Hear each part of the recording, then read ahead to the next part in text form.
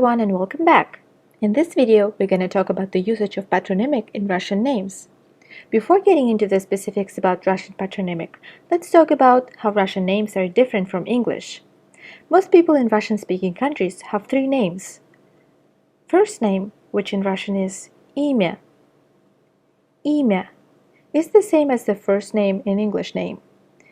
Please note that I underline the vowels that need to be stressed. Then there is patronymic, which in Russian is отчество. Отчество. This name is different, and English names usually have middle name instead of the patronymic.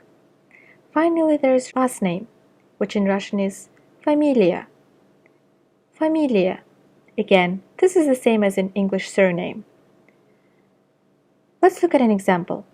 You may all know this Russian poet, Alexander Sergeyevich Pushkin, where Alexander is the first name, Sergeyevich is the patronymic, and Pushkin is the last name.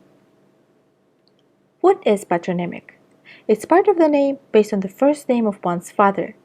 Patronymic is usually derived from the father's first name by adding the suffixes ovich, yevich for males, and ovna, yevna for females. These suffixes simply mean the son of and the daughter of. For instance, Viktorovna means the daughter of Victor. Note that I'm reading Viktorovna and not Viktorovna, since this is how you pronounce it. Another example would be Alexeyevich, which means the son of Alexei. When to put which suffix? Well, there are just few simple rules. The first one is for ovich and ovna. You'd add those after a consonant. For example, Oleg, which ends in a consonant, would become Olegovich, and Olegovna. Please note the pronunciation. Olegovich, Olegovna. Vladimir, Vladimirovich, Vladimirovna. The next rule is for adding Yevich and Yevna. If the word ends with мягкий знак or I краткое, you replace them with Yevich and Yevna. For instance, Vasily, Vasilyevich, Vasilyevna. Nikolai, Nikolaevich, Nikolaevna. You might wonder, where should I put the stress in отчество? This is very simple as well, as it goes to the same syllable as the stress for the first name. For example, Vladimir, where the stress is on I on the first name, which becomes Vladimirovich, and the stress is still the same on I in the patronymic. And Vasily, Vasilyevna. Be careful though, there are some exceptions, and one of them is Mikhail in the first name and Mikhailovich in the patronymic. Here the stress jumps from I to A.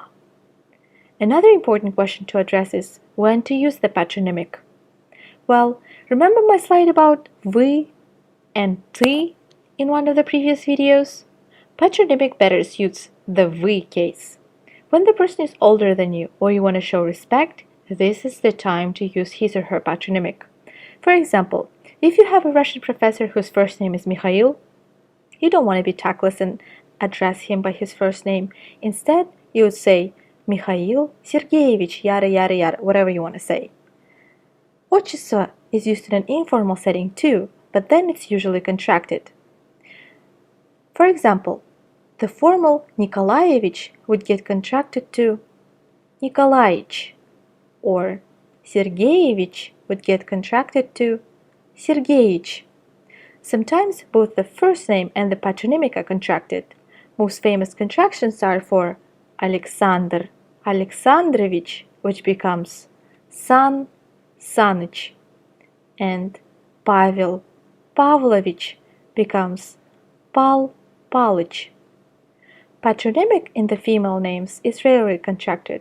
The only example that I could think of is Maria Ivanovna, which becomes Marivanna. Remember these three letters, F-E-O, which stands for familia, which is the last name, имя, first name, and отчество, the patronymic. You would see them a lot. For instance, if you're coming to Russia to study abroad or for a visit, you would fill a customs declaration. In the form, you would see familia, your surname, имя, where you would put your first name, and отчество, you would have to leave that blank. There is no place for you to put your middle name. I got confused about the middle name and отчество a lot. That's why I'm stressing this so much. The first time I came to the US, I got this customs declaration to fill, and obviously I didn't understand the distinction between the middle name and the patronymic. So in place of middle name, I put my отчество, which was a wrong thing to do. So if you're watching this video and you are from a Russian-speaking country, do not use your отчество instead of the patronymic. Let's summarize. In this lesson, we learned what отчество is and how it's used in both formal and informal settings. And most importantly, we learned what is FEO, which is familia, имя и отчество, and the difference between отчество and middle name. Thank you for watching.